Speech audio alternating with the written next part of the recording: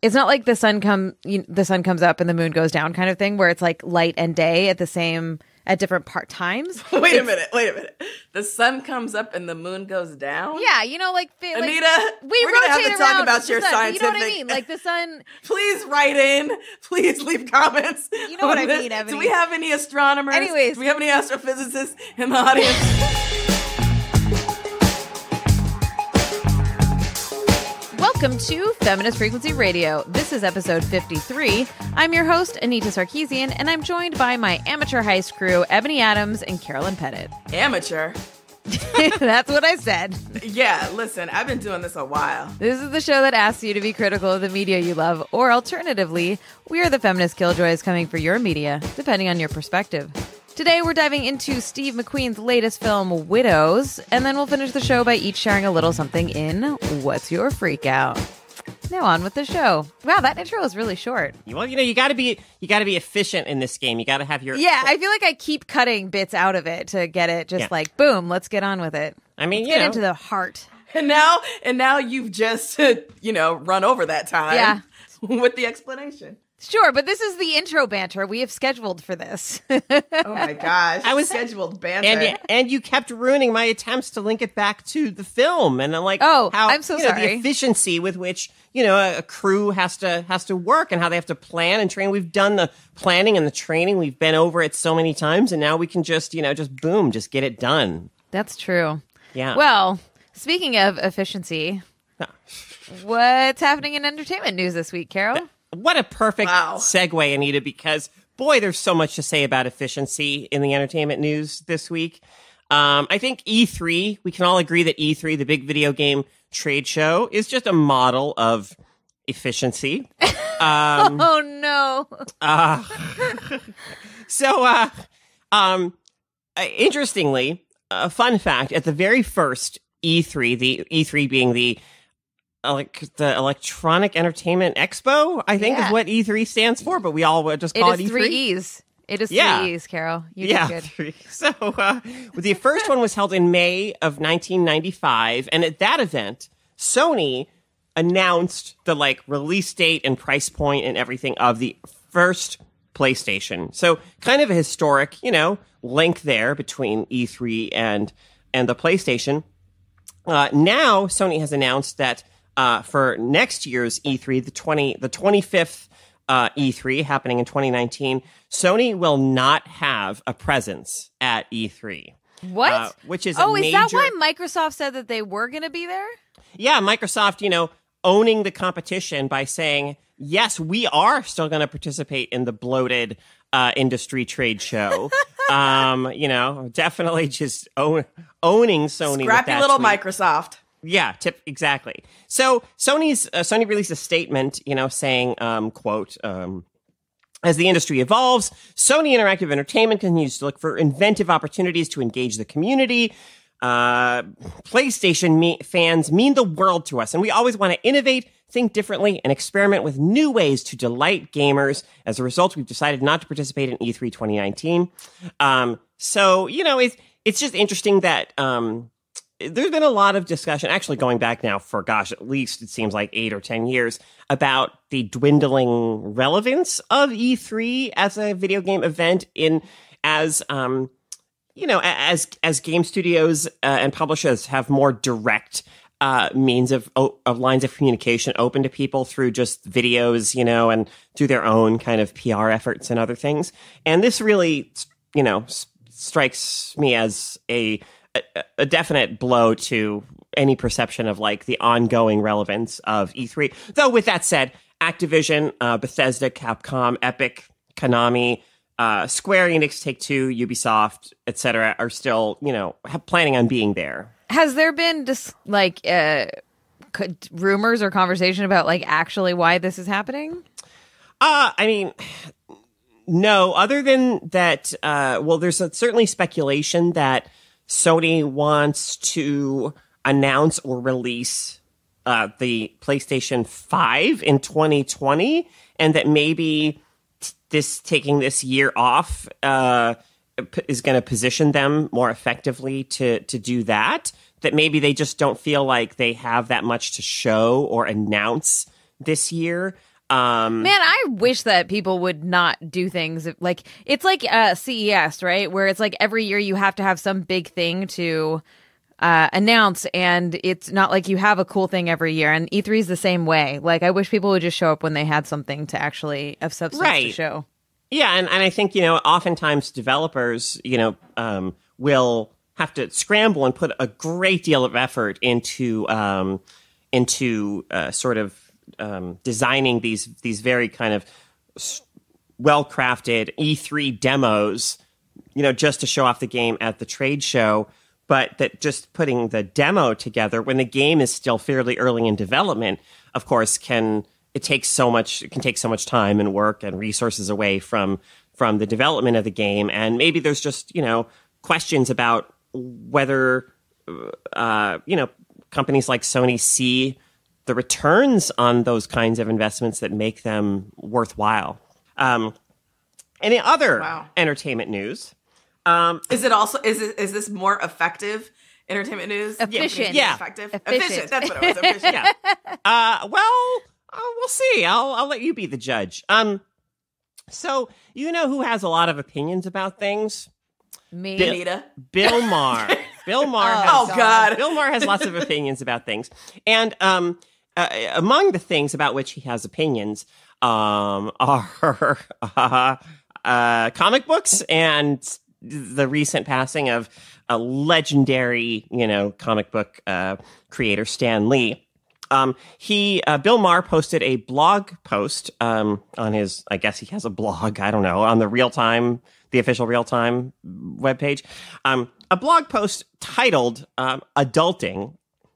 And among the statements in that blog post, it's a fairly short blog post, but he says, the guy who created Spider-Man and the Hulk has died, and America is in mourning. Deep, deep mourning for a man who inspired millions to, I don't know, watch a movie, I guess. He goes on to say that when he was growing up or when he was a kid, quote, the assumption everyone had back then, both the adults and the kids, was that comics were for kids. And when you grew up, you moved on to big boy books without the pictures. And he, the final, thrust of his blog post is, quote, I don't think it's a huge stretch to suggest that Donald Trump could only get elected in a country that thinks comic books are important. So obviously this won him lots of affection and adoration from people. It really feels like desperately trying to get into the spotlight.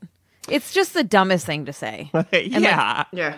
And it also feels so tired and hackneyed a take. Like, this is the kind of thing that would have felt fresh 30 years ago. Like, I think the legislation on whether, comic books or graphic novels or superhero films or pop culture in any sense, sort of renders you non-adult, like consumption of those things. Like, we've all decided that's a bullshit position to take. Yeah. And it's slightly frustrating for me as somebody who thinks, I have these mild concerns about gosh, I don't really like how huge the superhero, movie industrial complex has become. I don't like that they are now these massive corporate products, and that they have so much cultural impact, in my mind, at the expense of other kinds of films. Like, studios are pouring so much into funding,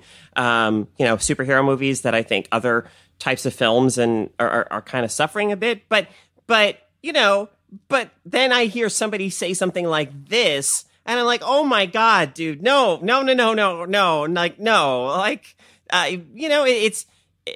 It's frustrating, because I think there are, to an extent, there's legitimate conversations to be had around this issue, but not framing it like that. I mean, it's just embarrassing, and it's just it's awful. It's so awful. Yeah, well, I mean, Bill Maher's whole shtick that, he's this kind of like straight-talking iconoclast that will, take controversial positions, that other people, usually liberals are afraid to take while still seeking cover from what's called liberalism in this country is so tired. And also, like, dude is straight up racist and transphobic. Like, he been trash, but... Welcome to the party, everyone who's now pissed at Bill Maher. We been new. Bye. Yeah, absolutely. Like, if this is the threshold where you're finally getting angry at Bill Maher because he said something about comic books, like, then maybe you and I have to talk because, like, you should have been pissed at Bill Maher a long time ago. Like, seriously. So, this is kind of small potatoes in the scheme of, like, him saying things that are actually,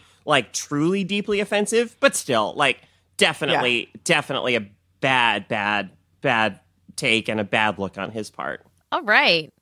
Good news. Good news. The best. You can always count on me to bring the best.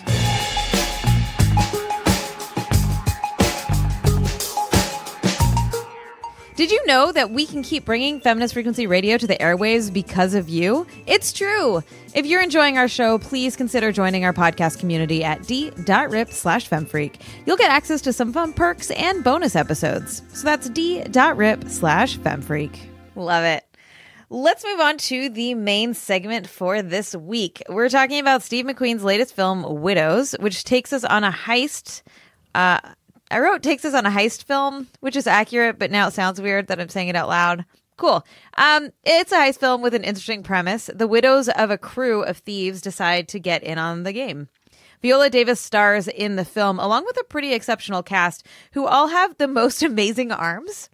Yeah, we got to talk about that. Yeah. So including Elizabeth Debicki, Michelle Rodriguez, Carrie Coon, and Cynthia Ervio. Can we just first immediately talk about the fact that Carrie Coon was aggressively underused, and it made me very upset? I had no argument, or I had no issue with the amount of time she was. She is on such screen. an amazing actor that I think it's a travesty to not use her more. Not her character necessarily, but like her as an actor. So I'm not familiar with her as an actor from. There's anything one else. episode of The Leftovers that she should have won like every goddamn award for. She's incredible, and y'all need to watch that show still. She's the just. So, Are you bringing leftovers Yes. drama into this discussion of widows? It's not drama. I'm just saying she's amazing. Is she the one who has the newborn baby? Okay. Yes. Okay. Yeah. She Amanda. definitely, her character, is definitely underused. I would have liked to have gotten more of her in the film. Well, I think, let's talk about the film and the story, right? Because this comes from a television series in England from the 80s, written by Linda LaPlante, who was the genius mind behind Prime Suspect. So, over the course of that series, you are able to flesh out all of these different stories more. But I found the way that this film was put together incredibly effective. We don't learn much about Amanda, but I didn't, having not come into this as a Carrie Coons fan, I didn't recognize it as a loss that we don't see her more. And I certainly wouldn't have wanted, given, a 2-hour runtime, to spend more time with her, which would require less time or the non-existence of the character of Belle, who was amazing. Just fucking amazing. Cynthia Erivo, like, from the running, the punching, her hair, her body, the way she stood up to Viola Davis, she was the best. Yeah, I don't know her as an actor, and I was like, who are you? Why aren't you in everything all the time? She has been recently, she's going to be playing Harriet Tubman, I believe, in an upcoming picture. And there was a lot of talk on Black Twitter, which is, the side of Twitter I hang out on, about whether it was, appropriate or whether it was, a choice that made kind of artistic sense to have a Black British woman playing this, historical American figure. And there was a lot of conversation, some of it very interesting and thoughtful, some of it kind of less so and knee jerk. But yeah, she's done tons of stuff. So I'm fascinated I actually was unaware of the connection you mentioned, Ebony. So Prime Suspect is it might be it's definitely on the very short list of my favorite TV series of all time. For those who aren't familiar, it's a kind of long running British series that stars Helen Mirren as Detective Jane Tennyson. And what I think is so fantastic about Prime Suspect is the way that it's very human. I mean, the character of Tennyson and all the characters are very fleshed out and three-dimensional, but also all the crimes that she investigates and that the series is concerned with are deeply rooted in like socio-political, or economic context issues of race, issues of class, and and gender identity, sexuality, and so on. And so I went into Widows not knowing. I was actually expecting a pretty straightforward kind of heist movie. I hadn't seen any of the trailers or anything, and I figured at a certain point, I'm just going to go into this movie not knowing what I'm going to get. And man, I was surprised. Like, this film is like deeply concerned with like Chicago politics, yes. but like local politics, the corruption of local, corruption in local politics, and obviously setting it in Chicago specifically. Like, it's a very distinctly a Chicago film, though. Of course, the issues of financial corruption that it focuses on, or that are involved in the story, have relevance in other places, and there's so much interesting stuff about race, like embedded in the kind of core, the setup or the stuff around the heist in this film, because you have Colin Farrell as like sixth generation, I think Irish. Chicago, his dad was like alderman of this district, and he's now running for alderman. He's the front runner, and running against a black man. But there's corruption in Colin Farrell's character's sort of political machinations, in the sense that he presents himself as this figure who's like so supportive of like women, women owning businesses and things like that. And he'll make campaign stops and like have women, women of color business owners kind of get up on stage and, have a little kind of quote unquote success story moment. But really, like the way, as we eventually kind of learn, there's so much corruption and exploitation in those schemes, in the way that he quote unquote helps those women get their businesses started. And, the fact that the film finds a way to not just to kind of embed these concerns about larger issues in what is also, this story of this group of women who are brought together through kind of unlikely circumstances to pull off a heist together, I found really fascinating. I did too. And I think, although the film, like if you haven't watched the trailers for it or haven't done any reading for it, and all is the kind of, superficial takes on the film that have been going around, and you expect to see a heist movie, you will be disappointed on that score, because although there is a heist in this film, it isn't even the centerpiece of this film. It gets, fairly, short treatment, and it comes very late in the film, but it's by no means kind of the climax, either emotionally or narratively in the film. This film is about so much more. And so you're not going to get a kind of like Ocean's 11 or Ocean's 8 kind of film. This is not about like a group of, like sassy, plucky, kind of witty criminals coming together, pulling off one last job, laughing, joking, whatever. That's not what this is about. I mean, this film in many ways is a meditation on grief, absolutely about Chicago politics and like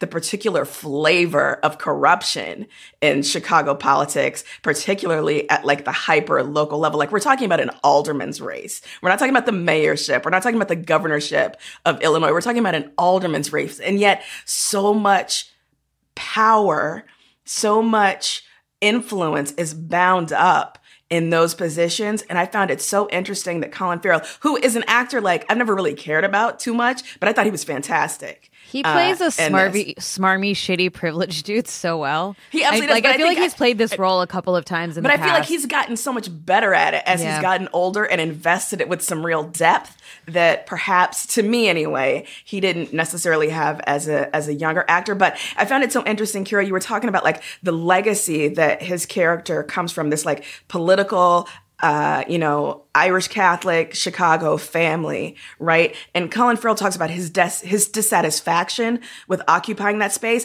He ultimately would rather be doing something else. Like he's tired of this. And yet then you contrast that with Jamal Manning, who is desperately trying to get into it because he says, I want that life. Like he and, the Black people in that community of the 18th Ward, they have not had the opportunity to grow tired of power, that particular kind of power, right? Like he wants that. But contrast with Mulligan, who's like, I didn't want this. I didn't want to be like my father. I don't want this kind of backslap. Of course, he's happy to do it once he's in it, but I think that there's some interesting moments in the film. One in particular where Colin Farrell's character with his assistant are in the backseat of a car, and you can't see them. It's just a shot where you just see the passenger side of the car, and then you see all of the background. So you see this community going from sort of desolate,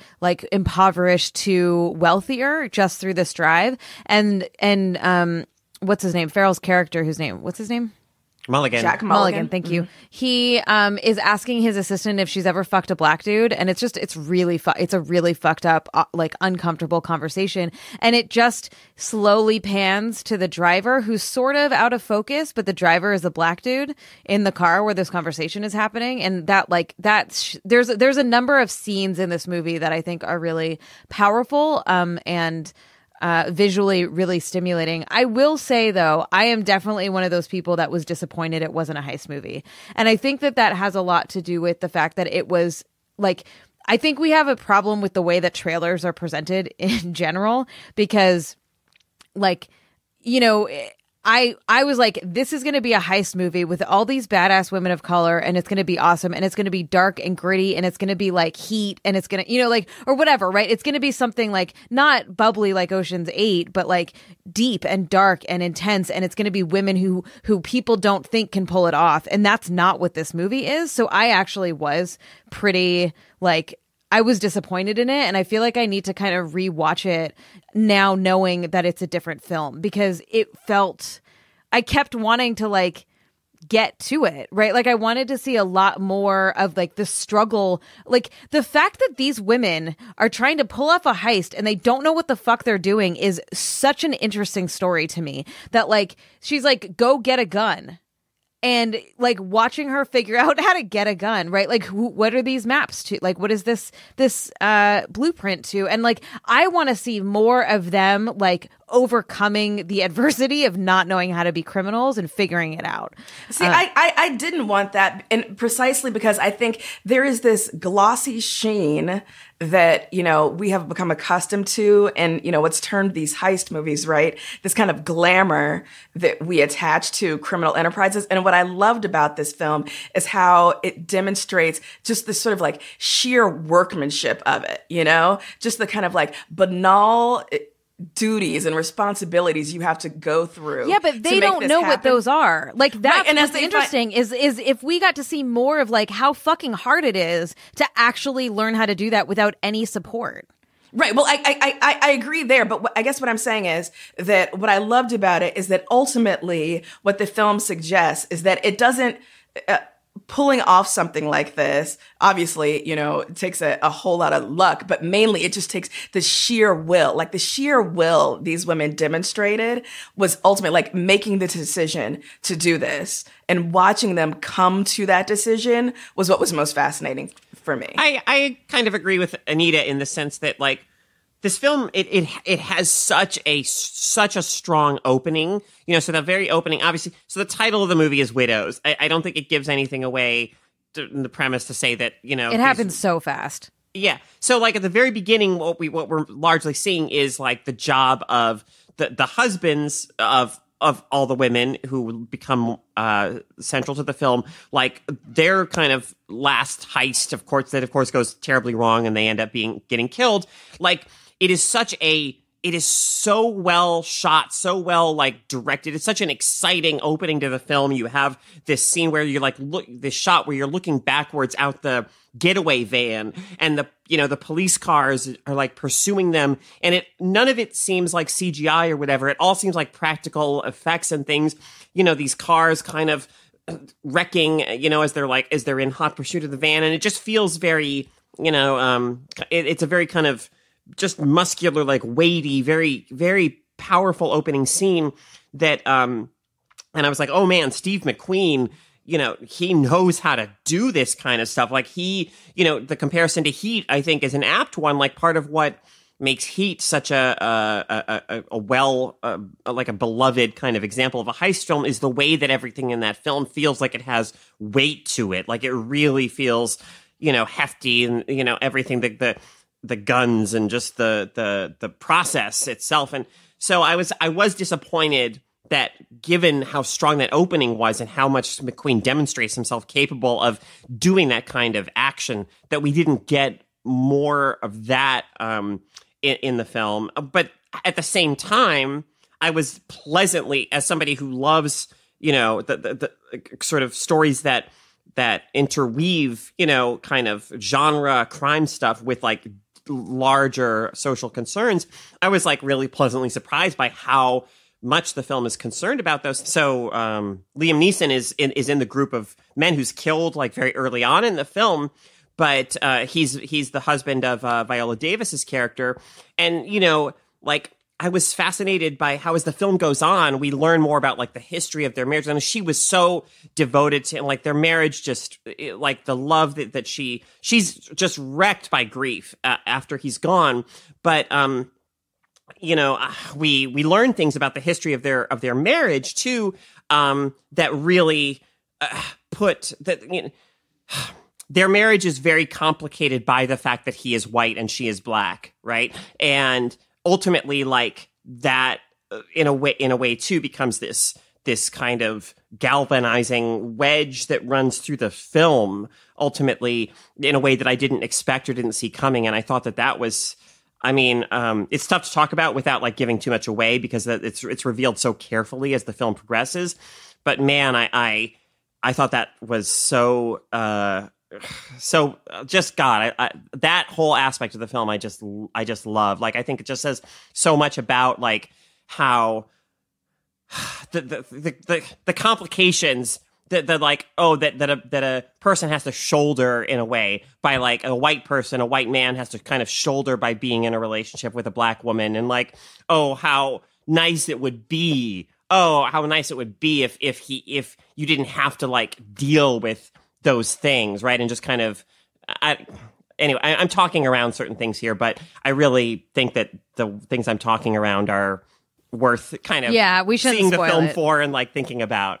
Yeah. No, I don't want to spoil it, but I do want to nod to those things as things that I think make this film, help make it the interesting film that it is. Yeah, I don't think that they actually do show the process of getting to the point of doing the heist. I think that it was, Viola gets this book, or Veronica in the book. Viola Davis is amazing in this, by the way. Just so that needs amazing. To be like, I know we haven't said that explicitly, and I think that she carries this film incredibly.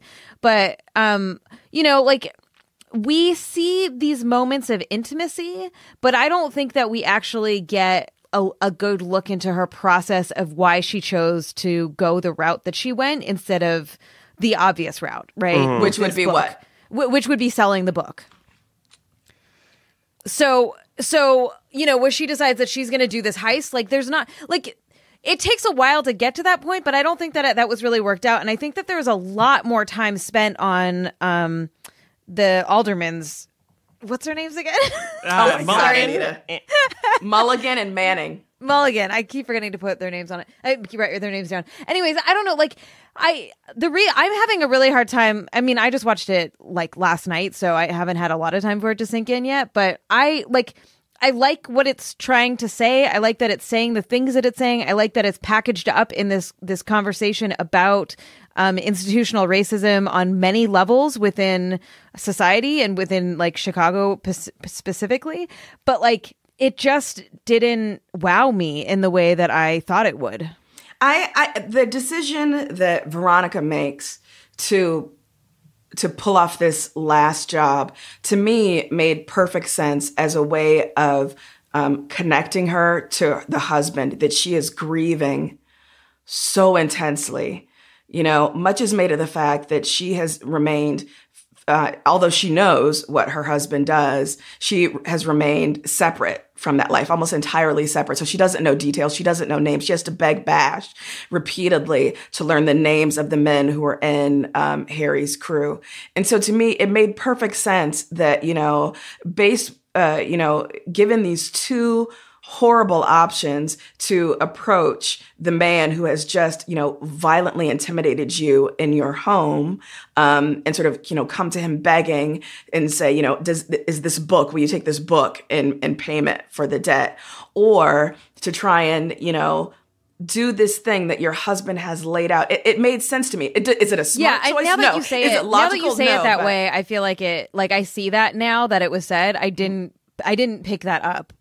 Which is not necessarily a fault of the movie, but that makes sense.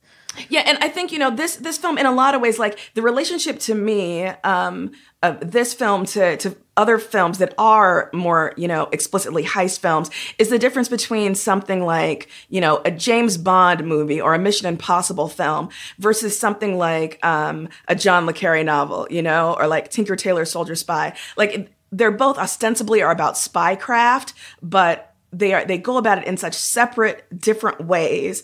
And in, the latter example, you would be forgiven for almost being bored by the way these men who are engaged in spycraft go about their business. They are not flashy. They don't drive, flashy cars. The work they do is not meant to wow you. It is very businesslike. They want to sort of, retire into the background or be invisible in a way. And I think this film, in a lot of ways, has that sort of relationship to heist films. It's not about wowing you with kind of these set pieces, or, acrobatics, like cinematic acrobatics in a way. I don't know. I was incredibly impressed by the film. Do you feel there's a part of me that sort of feels like it was trying to do too much? I really don't think we should spoil it. So I'm just going to say that there's a couple of things that happen towards the end, including the stuff with the son, that I'm like, oh, you're just piling shit on now. Even though I think that those stories are important, it felt like too many stories and too many points. And it wasn't it didn't nuance together or meld together enough where it felt natural as much as it felt like it was oh, we have to hit this point and this point and this point. I would argue that, I mean, to me, my sense of it was that actually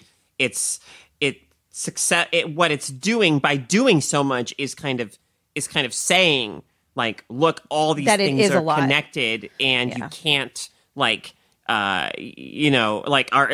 our personal, the way race or, for instance, impacts our personal individual lives, and the way race exists in the larger political sphere, and the way that, money and political corruption and this and that, that all these things are part of, they're all part of larger systems, right? And so to me, that wound up being kind of essential to what I saw the movie as doing, as kind of outlandish, maybe, as some of it is a bit, I guess I was just, at that point, I was just so on board with I was admiring the film by that point. I was admiring the film for being so deliberate in its effort to kind of buck the heist movie genre kind of formula, that I'm like, oh, okay, sure, yeah, sure, let's bring in all this stuff, I also suspect that because it was a TV show, first of all, there's a bunch of stuff that they added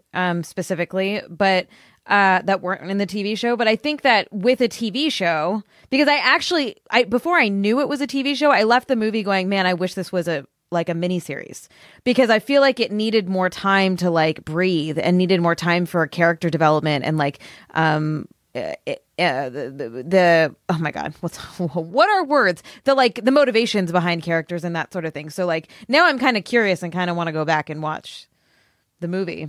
I'm always ready to watch some crime drama with you, Anita. Let's do it. Foreign crime drama, that's my business. Actually, one of the things that I was thinking, and I'll bring this up when we get to the What's Your Freak-Out section, but one of the things that I loved about this movie, about Steve McQueen's work in general, is that he is so assured as a director. You feel as if every choice is so deliberate. Nothing is accidental. And although it may, occasionally take you a moment to catch up to where he is trying to go, I was always confident that he was going somewhere. And so, you referenced that scene where Mulligan and his assistant are in the back of that car, and we very quickly go from an economically, depressed area to upscale area, which I think is Hyde Park. But it takes minutes. Mere minutes, and the worlds look completely different, right? And so the way that is shot, I was so impressed by. But then another shot that I was just blown away by is when we first, after we first met Belle in the salon, which is the character played by Cynthia Erivo, she comes home, she's at her apartment just for seconds, it seems like, greeting her daughter, gets a call, we learn, to babysit Linda's children, but she has to run for the bus. And so the conversation on the phone where, no, I can't take a cab. I can be there in 20 minutes. And she takes off running, and it gets faster and faster, racing for the bus. My heart was in my chest. I loved the way that was shot. And I felt it viscerally, because in that moment you see her running, and all of her concerns and the weight of her class position are bound up in that run, because you know that if she misses that late night bus, there's not going to be another one for a while. She doesn't have the money to get a cab. Like, I just thought, it's for such a simple scene, so much was communicated. I loved this movie. I loved it. Yeah, and to sort of I want to say a little bit about the sort of Alice, the subplot of the character Alice. Oh, yes. Who, very much in sort of opposition to Belle. Alice is this, very pretty white woman who, she starts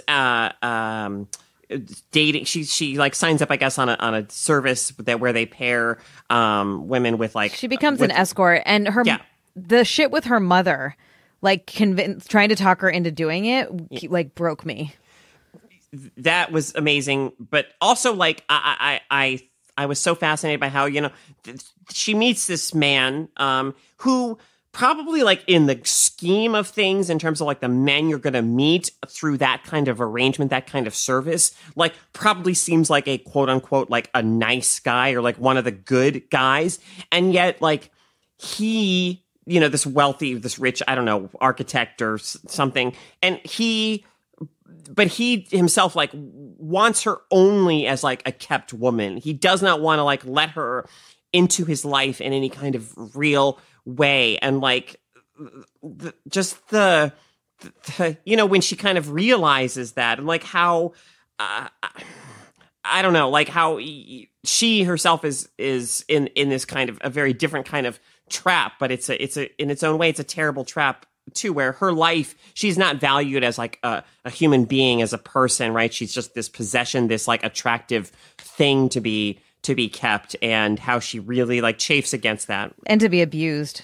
Oh yeah. That was a really strong theme in her life, and in her character, and her trying to fight, like finally empowering herself to fight the like constant abuse that everyone in her life throws at her. Yes. I had a really interesting experience watching this movie. I also watched it last night, and I was in a theater where the reactions of my fellow moviegoers were occasionally kind of oppressive. Like, they laughed at odd moments. And there was an older woman sitting next to me, separated by one seat. And at certain points in the movie, like, she would lean way forward and look at me just like in shock, that is so uncomfortable. Yeah, as if she also needed to see my reaction and have me, react with her to these very shocking moments. It something. But one moment really stuck with me. So the scene that you were referencing, Kara, where Alice and her mother are talking, I think it's just like a week or two after her husband has died. And her mother's asking her how much money she has now. And she's like, I don't have any. We spent it. What did you get for the things that you sold? $3,000, whatever. And so the mother tells her about this escort service and says, and she talks about it like what it is, labor. She says, there'll be benefits. There will be bonuses. If you're sweet and you do the work, you can survive with this. And then she says, and these girls, you can go to college with this money. And the women, it was mostly women in the theater I was in, laughed uproariously at that line. Really? Yeah. And I was so uncomfortable with that and so angry because it was very dismissive laughter. Like, where do you get off thinking that your daughter or you could ever aspire to do something else?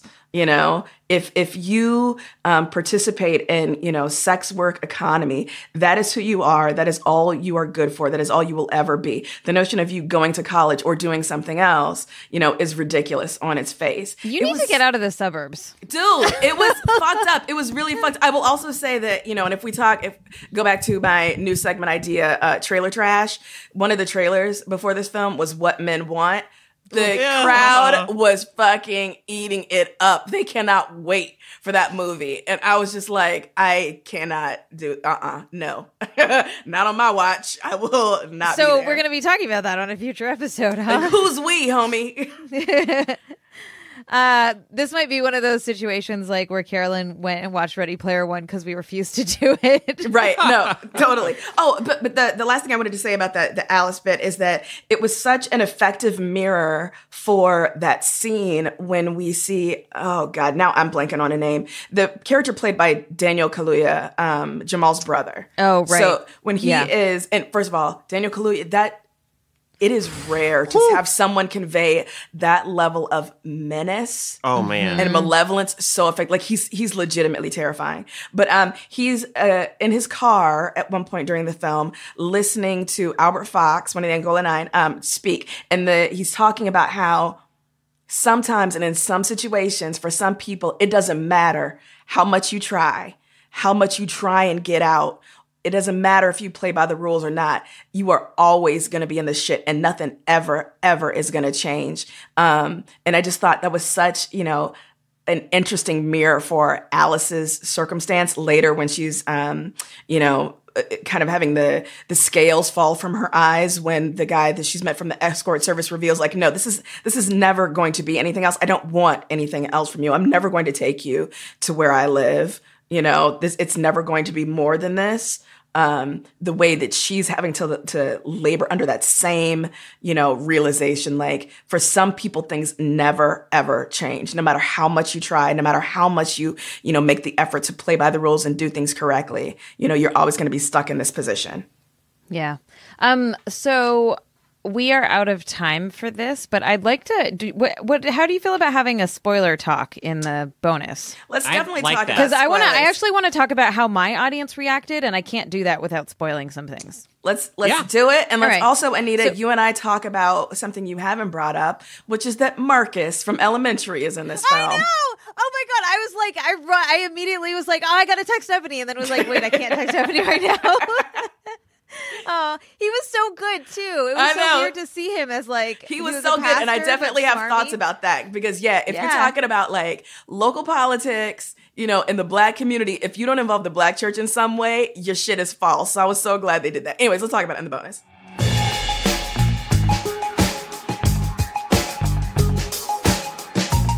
All right, let's move on to what's your freak out. Carolyn, you want to get started on that? Sure. So my freak out is a film. It's a film called Lean on Pete, which is a film directed by Andrew Haigh. I don't actually know if I'm saying his last name correctly, but this director came onto the scene some years ago with a film called Weekend, which is this British film about a gay man who hooks up with another gay man, and it's sort of, initially it's kind of feels like just kind of one night stand, but he finds himself really kind of shaken or feeling connected to this person. And, so Weekend is a lovely, lovely film. And Lean on Pete, I watched it on a plane recently. Film I've been wanting to see for a while. Yeah, wow, I watched a movie on a plane, y'all. And so Lean on Pete is a film about a young, like a 15-year-old boy living with his father in serious poverty in the, I think, Portland, Oregon area, like the larger, maybe Portland, Oregon area. And something happens to his father where his father is hospitalized, and the amount of desperation that the two of them feel or that results for them from this, because there's no health insurance, there's no nothing, like, and if the dad's not earning money, they're screwed. And so this young man named Charlie kind of gets a job working for this ornery older man played by Steve Buscemi, who runs horses. He runs horses into the ground at various kind of small time racetracks and stuff. And anyway, the young man kind of forms a bond with one of the horses. That horse is named Lean on Pete, hence the title of the film. And, without kind of going, things happen. It becomes a kind of journey, like a road journey of a film. But it's so much about, again, just kind of speaking of films that are like about larger things. This is a film about poverty. It's about the ways in which in our society, if you cannot be productive under capitalism, you are kind of deemed like truly worthless. And it's about the deep, deep, deep shame that we instill in people who find themselves in that position, or it's a film that is very clearly and very strongly saying, like, no, I mean, our lives do have value and have meaning, like, totally irrespective of our ability to be productive under capitalism. It's a very sensitive, gentle, kind of slow film. In my mind, a really lovely film. The one thing I'll say about it, like, of course, thinking about it afterwards, is that, Charlie, the main character, and his dad, they are white, and like, as horrible as his experience is throughout the film because of the desperation that he's in and because of his poverty, like, of course I couldn't help but think, like, oh, but this thing that he's doing right now, like this situation that he's in right now, like, would be even worse, or would be different if he were black, for instance, like knocking on a stranger's door and just asking for water, right? Like, as he's kind of parched and like walking these long distances, it's like, that would be a very differently charged, kind of fearful thing, perhaps for a young black man to do than it is for him. And the film doesn't like engage with that, with how even within this like awful circumstance, he still has some kind of privilege because of his whiteness. But, nonetheless, like, it's a really lovely, tender film that I think says something that's obviously very important and very like near and dear to my heart. So, yeah, I recommend it. Check out Lean on Pete by Andrew Haigh. Nice. Ebony, what's your freak out? I, have been rewatching Killing Eve. So watched it, I'm sorry. I'm ruining your freak out. But I'm like 4 episodes in now, 4 or 5. I hope to finish it on my next trip. I'm excited. Yay. So don't spoil it for me. I will not. This is not about anything that happens in it. But so I've been rewatching it, and it occurred to me, this is such a base level realization, but it hadn't hit me in quite the thudding way that it did this weekend when I was rewatching it. But I realized that one of the reasons why I am so intensely attached both to crime drama and thrillers of the sort that Killing Eve is part of is because I am so overjoyed to look at middle-aged women. Crime drama, particularly foreign crime dramas, but you know, in this country as well, is one of the few genre in which you can reliably count on there being older women giving somewhat substantial roles. And it's really interesting and odd to think about that, you know, when it comes to certain types of crime drama, particularly the more kind of, you know, vicious and violent among them, that a genre that is devoted to eradicating women and eliminating women and watching us, you know, having us sort of consume the elimination of usually young women, relies upon so heavily the presence of older women to kind of restore justice or to find out the truth. So it's just something I've been wrestling with, but yeah, I don't know. Maybe it's about something about as I get older, there's something about the sorts of faces that I respond to.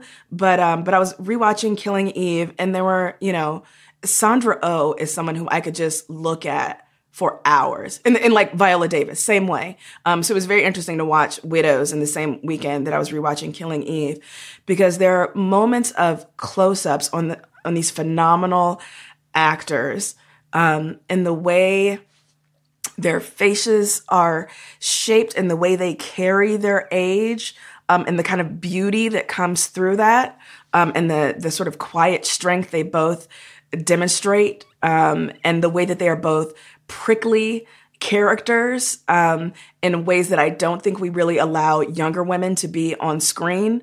Yeah, so my freak out for the week is middle-aged women. Love them. Excellent. Yeah.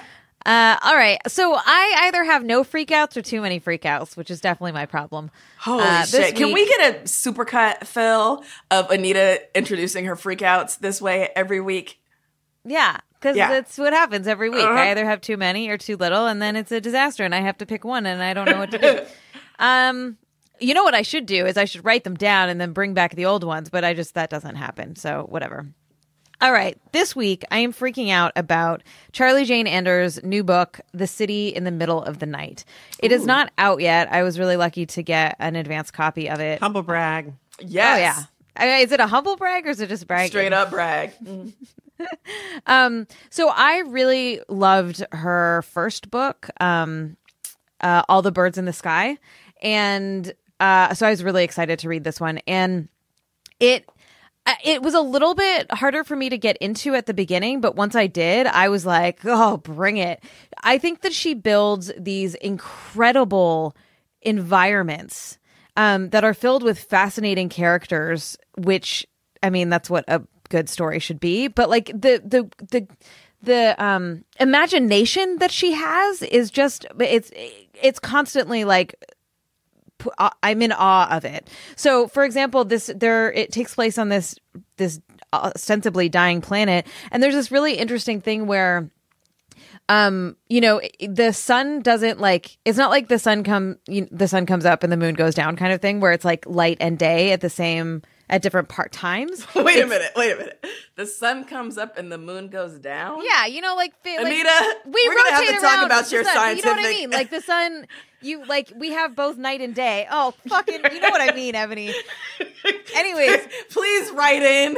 Please leave comments on this. Do we have any astronomers? Do we have any astrophysicists in the audience? Please. I'm trying to be sorry, go ahead. Here. Anyway, shut the fuck up. I'm never going to get over that. Okay. And the moon goes down. Okay. Anyways, it's a really interesting thing where there's different parts of the city that are always dark and different parts that are always light. And it changes the dynamic of what's happening in those spaces. And there are two totally different cities that have completely different operating structures and have different political and social structures, and the tensions between those. She brings in these incredibly intelligent beasts that have that are misunderstood, and within all of that, the book is constantly talking about trauma and global warming and political structures, and it's just so deep deep commentary on capitalism, ideas about origin, originalness, like who is the first to be in a place and what does that mean? It's so, there's so much going on, and it's weaved together so beautifully that it never feels like, oh, this is the point that is being made now. It's more like it's just woven into this really incredible story with really, really fascinating characters.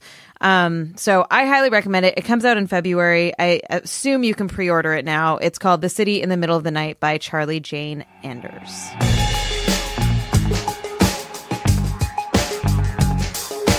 All right. That's our show. If you want to submit your own freak out, you can. Just head over to femfreak.com/freakout, FREQOUT. You can catch us back here every single Wednesday. And stay tuned for the bonus episode, which is only available as a backer of this podcast, which can be you. So just head over to d.rip/femfreak. And if you're enjoying the show, please rate and review us on iTunes. You can check out all of our work and our other podcasts at feministfrequency.com. And be sure to follow us on Twitter at femfreak to stay up to date on all the news. You can find us individually. I am at Anita Sarkeesian. I'm at Carolyn Michelle. I'm at Harry Rollins Notebook. Our producer is Phil Serkis, who also composed our theme music. Technical support by Sarah Morales. Production assistance by Taylor Simmons. And art by Jamie Barron. We'll see you next week. Bye, suckers.